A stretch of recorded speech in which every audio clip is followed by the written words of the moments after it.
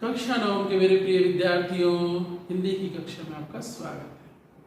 हम लोग पिछली कक्षा में पढ़ रहे थे मेरे संग की औरतें, जिसकी लेखिका है मृदुला गर्ग। तो आइए अब अपने पाठ को आगे बढ़ाते हैं और इसको पढ़ते हैं।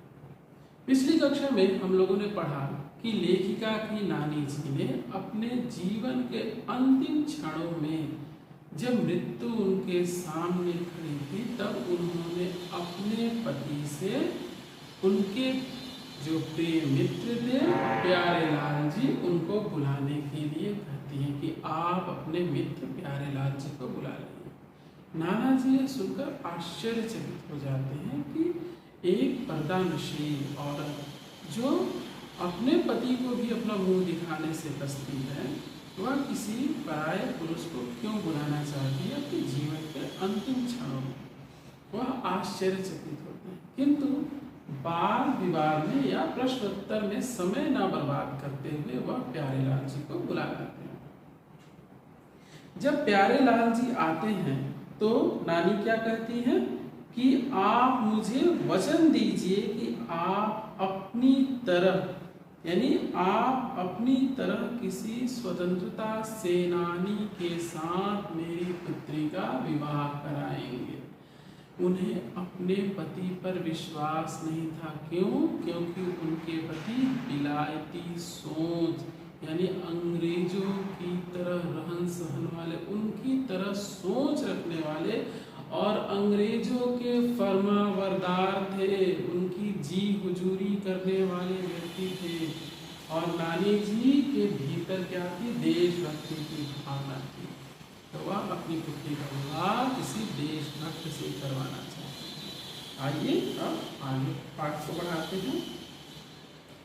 खैर, इस तरह मेरी माँ की शादी ऐसे पढ़े लिखे होनहार लड़के से हुई जिसे आज़ादी के आंदोलन में हिस्सा लेने के अपराध में ICS, जो प्रशासनिक नौकरी होती है, प्रशासनिक पदों पर जो नौकरियां होती हैं, उसके लिए ये परीक्षाएं होती हैं कि इम्तहान में बैठने से रोक दिया गया कि तुम इस इम्तहान में नहीं बैठ सकते। और जिसकी जेब में पुश्तैनी पैसा धेला एक नहीं था, यानी उनके पास पैसे भी नहीं थे।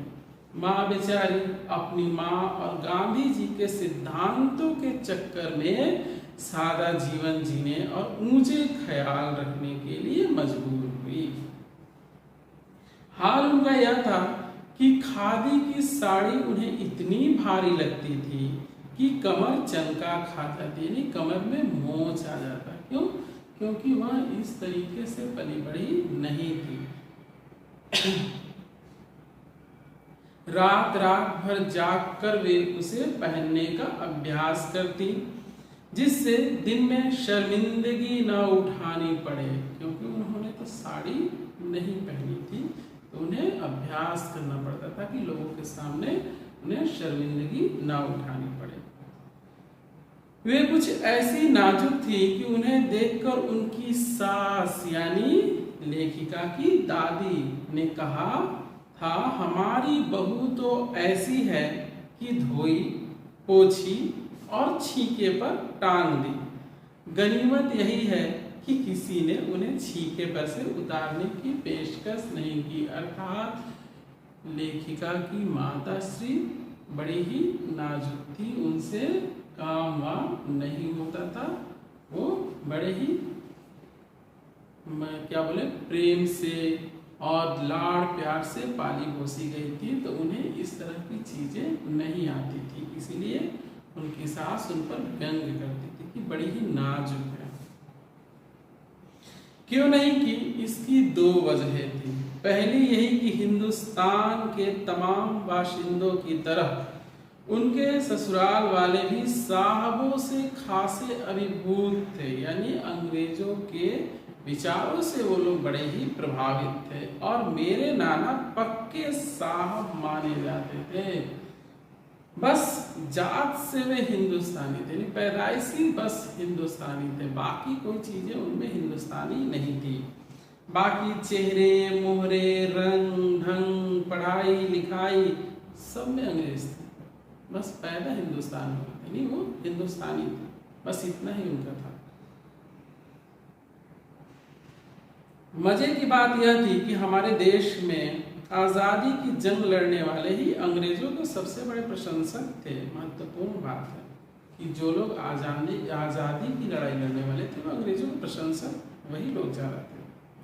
गांधी, नेहरू हो या मेरे पिताजी के घर वाले, नहीं गांधी जी और नेहरू जी भी अंग्रेजों के प्रशंसक थे, यह लेखिका कह रही है।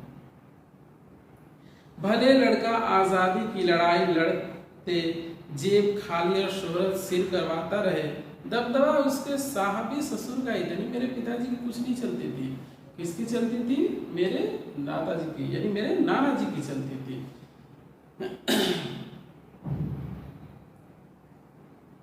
एक आन बान शान वाले साहब ने उनके सिर फिरे लड़के को अपनी नाजुक जान लड़की सौंपी।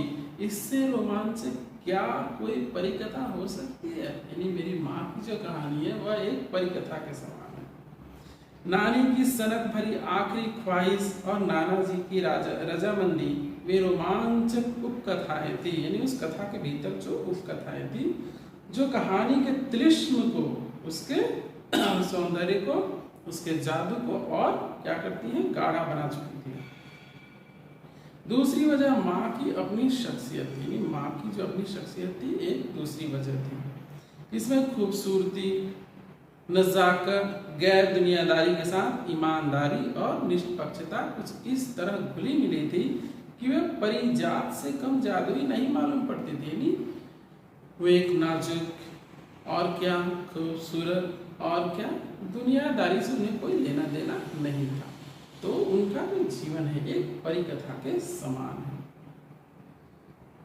हाँ, हर ठोस और हवाई काम, अच्छा माफ कीजिए, उनसे ठोस काम करवाने की कोई सोच भी नहीं सकता, यानी कोई ठोस काम नहीं कर सकते थे।